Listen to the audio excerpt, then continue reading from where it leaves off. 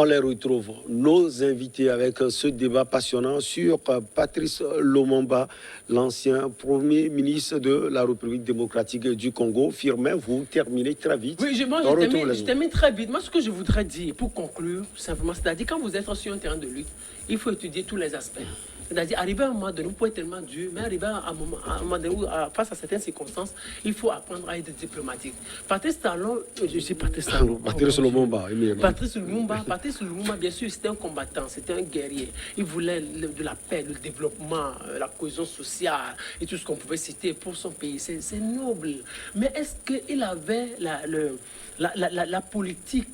Comment dire, est-ce qu'il y avait toutes les stratégies pour pouvoir combattre, pour pouvoir battre l'ennemi qui était en face? C'est la question que je me pose. Vous savez, vous luttez dans un pays que vous ne maîtrisez pas. On dit le Congo belge, le Congo belge appartient ou est la propriété du roi belge. Même les Congolais étaient divisés. Même les Congolais étaient divisés. Vous êtes sur ce terrain de lutte. Est-ce qu'il ne fallait... Oui, mais est-ce qu'il ne fallait pas réfléchir pour mener une lutte peut-être un peu plus douce, pour pouvoir survivre et continuer la lutte? C'est la première chose. Mais quand vous voyez un peu ce qui s'est passé aussi avec Thomas Sankara, c'est presque la même chose. Et puis il a été assassiné comme ça, sauvagement. Moi je dis, qu'est-ce que ça apporte en réalité? S'il faut accepter être dur et être assassiné sauvagement et ne rien apporter, le laisser pour son peuple, moi c'est la question que je me pose. Non, mais c'est vous qui le dites. Patrice a forcément laissé quelque chose. Avant de retrouver Emmanuel son nom, c'est plus qu'un héritage. Et puis moi, vous voulez mourir à moitié. Non, ce que moi je dis, oui, mais ce que moi je dis, c'est que la liberté, elle s'arrache forcément. C'est qu'elle ne se donne pas. Patrice Lumumba ne faisait pas cette lutte-là juste pour l'indépendance.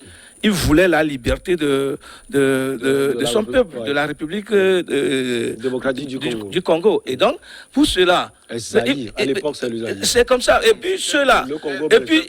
Et puis ceux qui se battent pour la liberté, ils savent ce à quoi ils doivent s'en tenir. Ils le savent.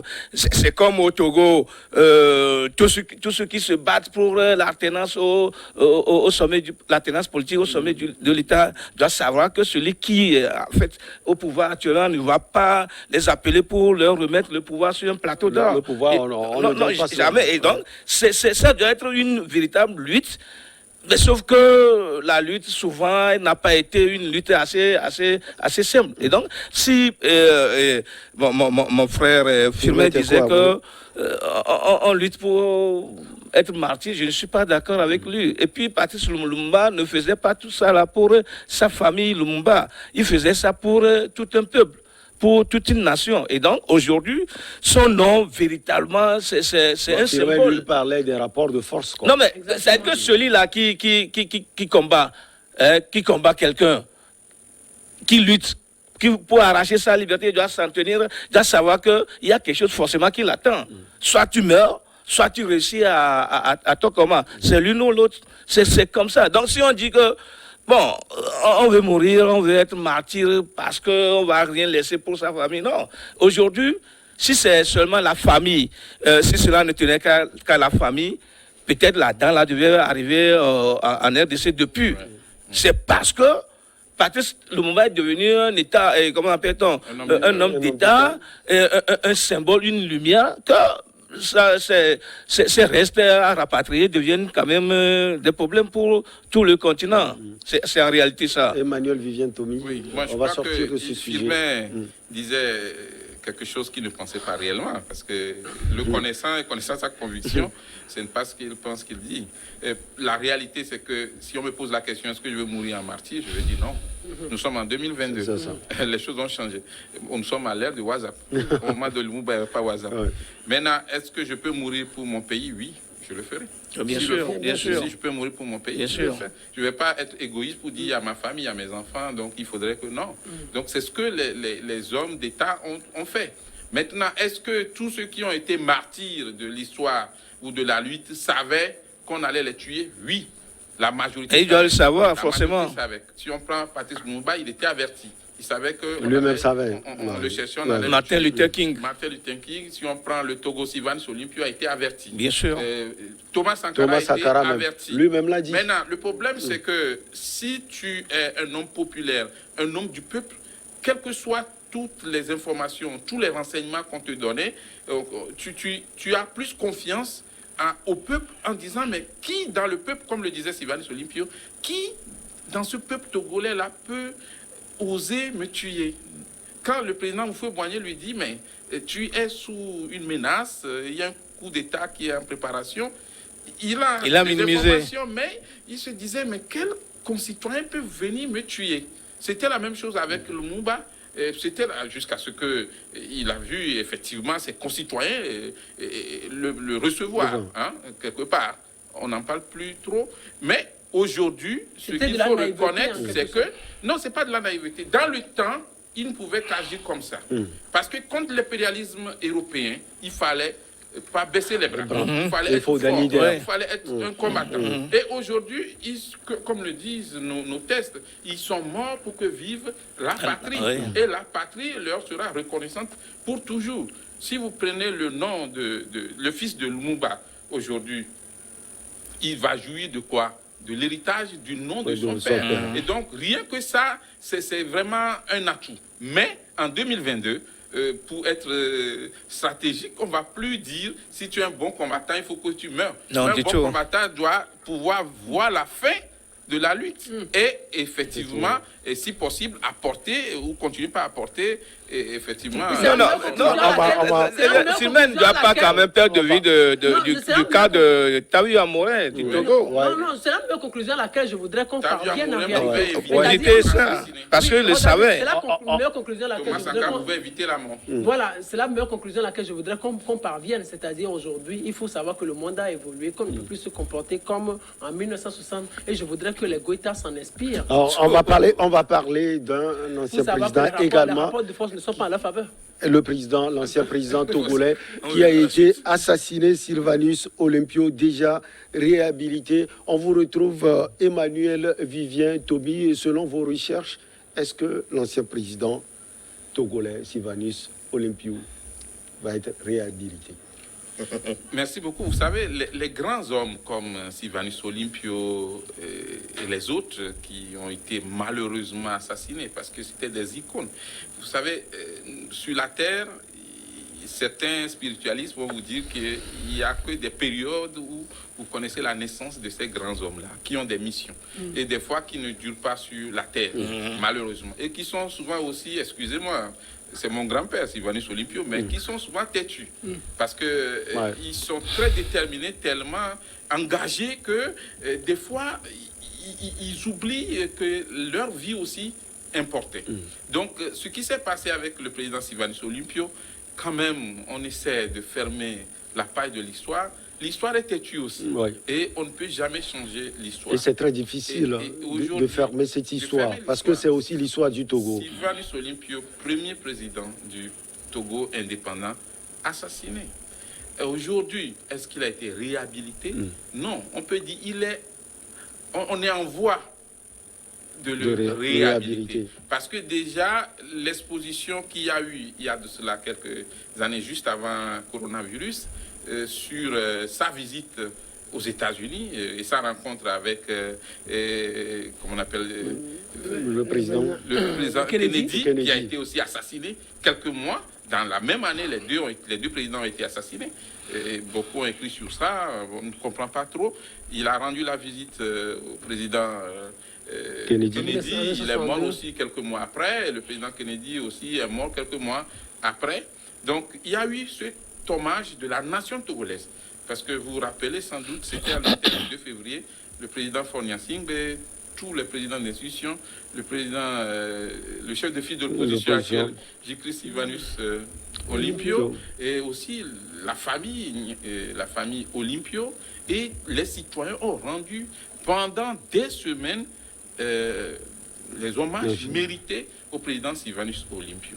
Je crois que la question plutôt que vous aimeriez poser, c'est par rapport à la dépouille mortelle du président. Mais aujourd'hui, nous sommes pratiquement le 13 janvier. Donc, c'est demain. Demain le 13 janvier. Ouais. Et est-ce que après pratiquement ces 49 ans, le plus important aujourd'hui, est-ce que ce serait d'aller prendre la dépouille, si elle existe encore, Elle existe, oui. à Gué, qui effectivement était un territoire Bénin. du Togo aussi, c'est le même pays en réalité. Ou revenir et remettre ça où dans un autre cimetière au Togo.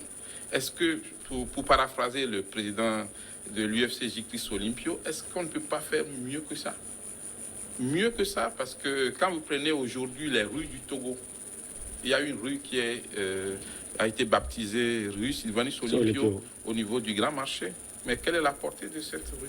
Et le CHU. Et aujourd'hui, Le la CHU. réhabilitation aussi, c'est le CHU Sylvanus Olympio qui a été réhabilité. CHU Sylvanus Olympio, je ne vais plus expliquer cette partie.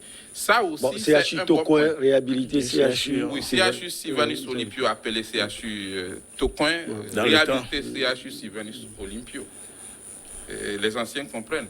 Ouais, Aujourd'hui, l'hommage qu'on peut rendre plus encore à Sylvanus Olympio par rapport à son nom qui est collé à ce grand hôpital national, c'est que cet hôpital, effectivement, comme on le dit, soit un hôpital de référence. Pourquoi pas de grande référence, où les gens peuvent quitter le Bénin, le Ghana, le Burkina pour venir se faire soigner à l'hôpital de référence Sylvanus Olympio du Togo. Est-ce que la mémoire de Sylvanus Olympio est réhabilitée? Oui, en partie. Et ça continue. Parce que déjà, les nombreuses publications qu'il y a eu sur cet homme, que ce soit au Togo et en Afrique et ailleurs, continuent par rendre hommage à cet homme. Les éclairages ou éclaircissements ou explications aussi qu'il y a eu par rapport à son assassinat, et puis l'ouverture de certains dossiers classés secrets, constituent effectivement des procédures qui tendent à effectivement honorer l'homme. Mais on ne peut jamais le faire revenir. C'est là où les Togolais disent on ne devrait pas nous le tuer. On ne devrait pas nous le tuer. Et tout le monde sait, on ne va pas revenir là-dessus, celui qui a tiré sur Sylvanus Olympio réellement. On ne revient pas là-dessus. Aujourd'hui, l'ambassadeur dont on parlait dans l'autre rubrique, pour l'ADA, a écrit sur ce qui s'est passé. L'ambassadeur des États-Unis dans le temps, ayant vu le président, c'est pas même là, vu le président l'a appelé. Le président Sylvanus Olympio l'a l'a appelé. Je suis ici. Je lui ai dit, d'accord, reste. Tu n'as pas pris les clés. Tu n'as pas pris les clés, tu étais venu faire quoi là-bas?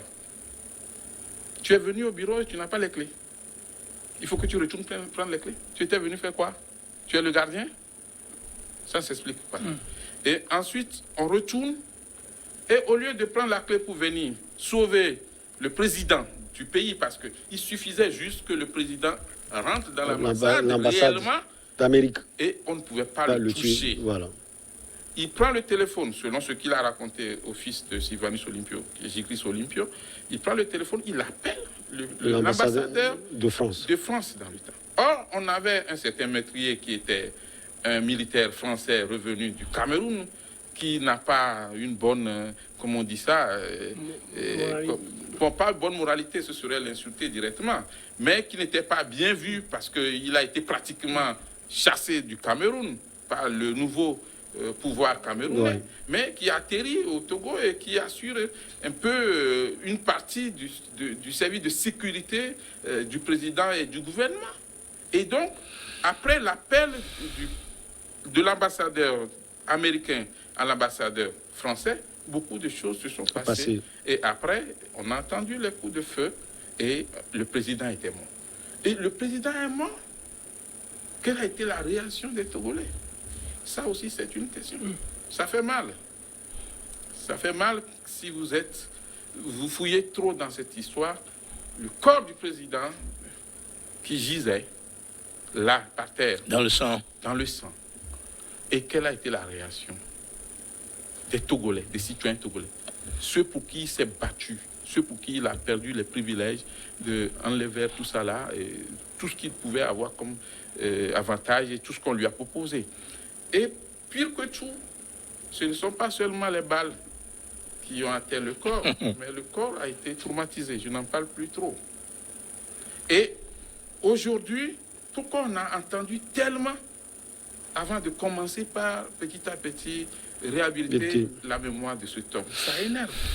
Mais nous sommes dans un processus de réconciliation, d'entente, où je ne pense pas que ce soit la famille biologique directe de Sylvanus Olympio, on soit encore dans une certaine tendance. Je pense que aujourd'hui, beaucoup de Togolais pensent aussi qu'il faut avancer tout en faisant attention de ne pas oublier ce qui s'est passé. On peut pardonner tout ce qui s'est passé, mais on ne peut pas l'oublier. Si on l'oublie, ce n'est pas bon. Ouais. On doit retenir cela et on doit l'enseigner. Ensuite, il faut que ça soit clair. Il est normal que, comme au Burkina Faso, on juge aujourd'hui l'affaire Thomas Sankara. Même si on ne peut pas juger l'affaire Sylvanus Olympio tout de suite, parce que tôt ou tard, l'histoire va juger. Il faudrait qu'il y ait plus d'explications sur ce qui s'est passé. Oui, il y a des gens qui ont affirmé que c'est eux qui ont tiré le premier coup, tout ça là. Bon, tout le monde sait ce qui s'est passé réellement aujourd'hui. L'honneur qu'on peut rendre à Sylvanus Olympio, c'est de ne pas l'oublier. Un. Deux, de continuer effectivement ses idéaux et cette vision-là qu'il avait pour un Togo moderne. Et trois aussi, de faire un effort pour voir, à part le CHU Sylvanus Olympio et la rue du Grand Marché, qu'est-ce qu'on pourra encore prendre comme élément de souvenir de ce tombe. Et surtout que le CHU Sylvanus Olympio soit un hôpital de renom, un hôpital de référence, et ça va vraiment porter l'honneur. Vous savez, tous les documentaires que j'ai suivis, que ce soit sur la radio internationale, sur les télévisions, sur Sylvanus Olympio, ont toujours rendu triste.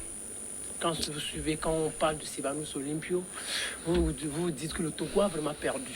Le Togo a vraiment perdu parce que, vu l'intelligence de l'homme, vu le côté désintéressé de l'homme, vu l'ambition que l'homme avait pour son pays, pour la région, pour toute l'Afrique à l'époque, parce que c'était à l'époque, c'était ceux qui écrivaient la charte de l'OUA à l'époque, et devraient même se rendre à Addis Abeba le lundi, le 14, à Addis Abeba, mais il a été assassiné le 13. Donc quand vous suivez tout ça là, ça fait tellement triste et c'est tellement émouvant.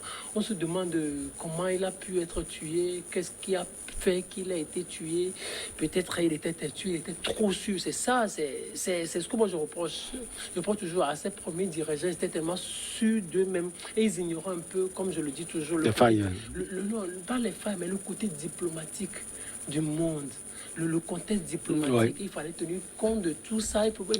Comme Vivien l'a dit tout à l'heure, l'appel de l'ambassadeur américain. Et tout ça. Et il fallait qu'ils comprennent qu'il ne fallait pas être trop dur. Il fallait à un moment donné chercher à être diplomatique et à comprendre l'évolution du monde et le contexte international qu'il y avait à l'époque. Mais ça, moi-même, au moment où je suis en train d'en parler, ça fait mal. Ça fait très mal. Qu'on nous ait tué un président comme ça, c'est aussi intelligent, aussi ambitieux pour son pays. C'est comme Jussa Javon que j'ai eu à rencontrer en 2010. Jussa Javon, c'est un acteur, un acteur, je ne sais pas comment, je sais pas comment je vais l'appeler. Il dit acteur de la société civile. Oui, c'est pour cela que je disais un acteur de la société civile. Il a réaffirmé la dernière fois à Couvé, quand on voulait le mettre dans les acteurs politiques, il dit non, je ne veux pas être dans les acteurs politiques. Il est retourné à la case départ. Ou un professeur d'université, un professeur qui a toujours dit que, quand je l'ai rencontré dans une émission, puis il disait que Sylvanus Olympio voulait faire vraiment du Togo la Suisse de l'Afrique. Donc il voulait faire vraiment du Togo la Suisse de l'Afrique. Et tous les projets qu'il avait, ça prouvait à suffisance son ambition qu'il avait pour son pays. Et on l'a tué. Je me dis, on ne l'aurait pas tué. Le Togo deviendrait quoi ou serait quoi aujourd'hui. Mais je pense à... Excuse-moi, parlant de Suisse de l'Afrique, je pense que après les régimes qui ont suivi, ont essayé d'utiliser un peu le terme, peut-être la Suisse de l'Afrique. Ensuite, dans le même sens de la Suisse de l'Afrique, voilà un président qui n'était entouré que de quelques gendarmes et certains avaient des revolvers avec 5 balles. C'est d'ailleurs pourquoi il dit qu'il était sûr de lui. Mais parce que la Suisse n'a pas d'armée. Oui, voilà. Donc c'était ça la vision. Et je pense que il y a un fils, un des fils de ces anciens ministres qui disait que le 12, c'est-à-dire lundi c'était le 13, le 12, le dimanche, il était venu avec un gendarme dans sa voiture chez son père. C'est le fils du ministre qui nous racontait ça. Non, avec un simple gendarme. Non, mais des fois même, il marchait sans garde-corps. Il marchait sans garde-corps, c'est-à-dire c'est quelqu'un qui n'a peur de rien. Donc il n'avait pas cet esprit. Mais il a été élu. Il a été élu démocratiquement. C'était une petite naïveté politique. Non, c'était pas naïveté. C'était sa personnalité. Non, ils étaient tellement trop sûrs d'eux. Ils avaient une confiance trop forte en le peuple qu'il dirigeait. Surtout avec le projet qu'il a pour son pays. Peuple. Donc, c'est quelqu'un qui a marqué l'histoire et qui continue de marquer l'esprit des Togolais. Quand on parle d'Ablodé aujourd'hui, quand l'UFC parle d'Ablodé, quand l'ANC aussi parle d'Ablodé, c'est toujours l'esprit Sylvanus Olympio qui a toujours. C'est l'esprit nationaliste. L'esprit nationaliste. Aussi père à son âme, qui mourra en août 2008, qui disait que si on n'avait pas tué Sylvanus Olympio, il aurait été peut-être un dictateur, mais un dictateur éclairé, mais qui aurait véritablement construit son pays. Donc, sa mort... Mais il n'était pas là justement pour nous prouver. Voilà.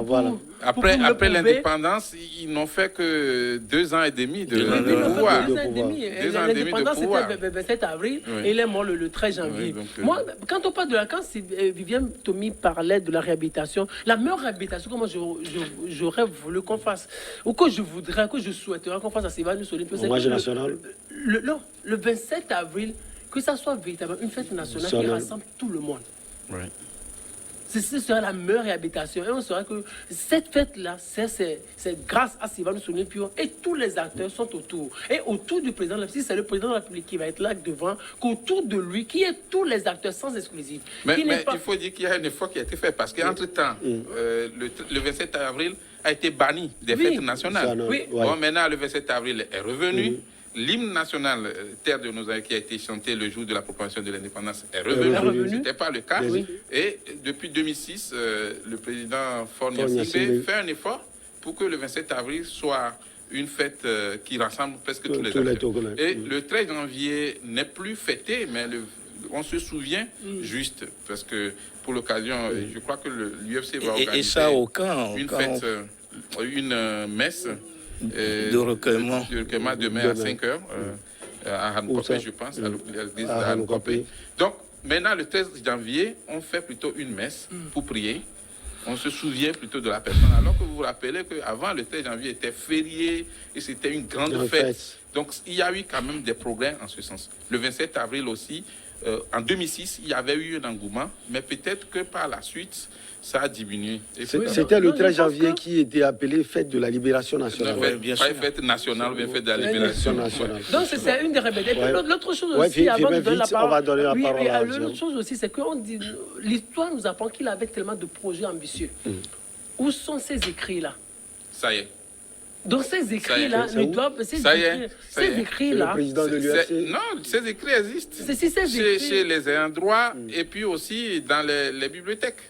Alors que ces écrits-là... Il y a par exemple la charte de l'Union, de l'organisation de l'unité africaine qui existe, des écrits qui existent. Donc ces écrits en ce qui concerne l'ambition qu'il avait pour le Togo, si ça peut toujours inspirer ceux qui dirigent actuellement le pays, moi je pense que ça sera une très bonne chose. Jérôme Sossou. Oui, bon, moi je pense réellement que, en tout cas, à mon avis, la meilleure réhabilitation qu'on devait faire à Sylvanus Olympio aujourd'hui, qu'on nous réécrive l'histoire. La vraie. Qu'on fasse connaître... De son assassinat. Oui, les tenants et les aboutissants de son assassinat. Il faudrait que tous les Togolais soient... on n'a pas le courage de faire un jugement. Un jugement, oui, mais déjà qu'on écrive l'histoire et que tous les Togolais soient quand même en mesure quand même de toucher du doigt ce qui s'était réellement passé. Ça va apaiser véritablement les cœurs. Et maintenant, si aujourd'hui la réhabilitation se limite à une messe de recueillement ou à un dépôt de germes sur sa tombe, Surtout de l'UFC. de l'UFC, moi ça me fait assez mal. Et donc, je me rappelle que dans l'un de ses discours, le chef de l'État avait quand même... Actuel, Faure Gnassingbé, je ne me rappelle plus de l'année, peut-être 2012-2013, il parlait des rapatriements, du rapatriement des restes de Sylvanus Olympio. Il avait proposé. Et cela, il va falloir que la famille biologique de Sylvanus Olympio soit quand même unanime sur la question, sur la proposition, puisque ça doit être un processus, en tout cas un processus peut-être assez long. Et maintenant, pour ajouter, et pour qu'on mette vraiment, ou pour qu'on replace vraiment le premier président démocratiquement élu, Sylvanus Olympio, dans le cœur de tout le monde, il va falloir quand même qu'on fasse, qu'on pose de vrais actes, de grands actes. On nous avait dit dans l'histoire que Sylvanus Olympio se préparait quand même à avoir la monnaie. Oui, on a parlé aussi de la monnaie. Du Togo. Et il avait voulu à ce que les Togolais soient quand même un. Qui a cette famille, qui a cette famille, qui a la vie assez simple entre les Togolais. Donc, pour ce faire, il va falloir que tout ce que nous connaissons, c'est-à-dire les tiraillements, les guerres, les guerres de personnes, c'est-à-dire que je ne sais plus quel mot utiliser, c'est-à-dire qu'il faudrait que les Togolais cessent entre eux. C'est-à-dire qu'il ne devrait pas avoir le pouvoir de M. Faure Gnassingbé à part une opposition carrément à part, l'opposition fait son programme à part, le parti au pouvoir... Pour le 27 avril. Pour le 27 avril ou pour pratiquement tous les événements. Pour le 27 avril, l'opposition doit continuer à jouer son rôle d'opposition. Non, là je ne conteste pas. C'est-à-dire qu'il faudrait qu'il y ait une union, une cohésion entre les Togolais. Puisque si dans l'hymne national que le père de la nation dit, ou le père de l'indépendance, le père de la nation, comme certains aiment le dire, monsieur le général Yadima disait la cohésion, la cohésion, etc. dans ce texte-là. On ne le voit pas, on ne le sent pas. Si véritablement on veut quand même faire en sorte d'honorer la mémoire de Sylvanus Olympio, il faudrait qu'on taise ces guerres-là entre le parti au pouvoir, l'opposition, qu'on donne l'impression que le Togo est deux. En réalité, c'est pas bien. Et puis, pour terminer, pour chuter, décidément, je souhaiterais, comme l'a dit mon confrère Vivien, que le nom qu'on a attribué à l'hôpital là, si on ne veut pas le faire un hôpital de référence, de grande référence, un hôpital de haut niveau, qu'on supprime le nom Sylvanus Olympio. Oui, mais je suis d'accord, mais le mieux c'est d'avancer. C'est ce que je suis en train de dire.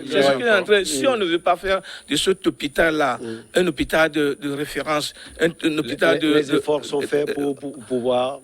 Il faudrait qu'on le fasse réellement. Si l'aéroport, comment appelle-t-on, on a donné le nom de l'aéroport, le général Gnassingbé et Yadima, par rapport à l'infrastructure, il faudrait quand même que l'hôpital là ressemble véritablement aux efforts, à tous les efforts que le premier président avait fait. Je ne sais pas si on peut l'appeler musée ou panthéon, mais je voudrais qu'il y ait un endroit où reposent tous les anciens chefs d'État. Ça, ce serait difficile. Je pense que certains avaient essayé.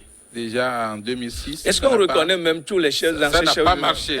Parce que là, on vous donne un endroit où repose le Sylvanus Olympio, Gruniski, Clébert Dadio, Gnassingbé Yadima. Ce n'est pas tout. Ce n'est pas tout. Pourquoi vous l'oubliez toujours? Pourquoi vous l'oubliez toujours? On peut rendre hommage autrement à ces présidents-là. Et je crois que c'est d'abord ce que Jérôme disait. Dans la mémoire des Togolais, il faut réhabiliter l'histoire d'abord. pour réhabiliter la mémoire du président Sylvanus Olympio. Mais vous Le président Sylvanus Olympio, c'était l'homme de l'unité, quelqu'un qui a des origines depuis Dapaon et le sud. Il faut que les Togolais fassent la liaison de tout le Togo. Donc, ça a été c'est important. J'ai aimé qu'il a été décidé. Hein, il avait été décidé de retirer sur le marché le livre qui s'appelle « Il était une fois ». Ça a été retiré ici comme à Libreville au Gabon. Je crois que c'est une bonne chose parce qu'il y avait des parties erronées de l'histoire qui étaient dedans. Marc-Vivien Thomy, journaliste, directeur de publication de... Ah, Emmanuel, j'appelle toujours Marc. Emmanuel Vivien Thomy, directeur de publication de Plume Libre. Merci beaucoup à vous. Ça a été un plaisir de vous revoir. Vraiment, nous espérons vous avoir tout le temps. C'est parti pour l'année. Hein? Ah, voilà. Nous sommes ensemble. Ah, merci beaucoup. Merci également à Firmin Teko Agbo, chroniqueur politique, directeur du centre international, ça il le précise souvent, de géopolitique internationale qui porte son nom, Firmin Teko Agbo. Nous disons également merci à Jérôme Sossou, journaliste, directeur de publication de Triangle des Enjeux. Merci. C'est un plaisir. Merci c'est un véritable plaisir de retrouver. Non mais c'est évidemment un plaisir de retrouver Emmanuel. J'allais encore dire Marc. Merci également à vous. Merci. On se retrouve la prochaine fois toujours avec le même plaisir. Merci pour la fidélité. On est ensemble.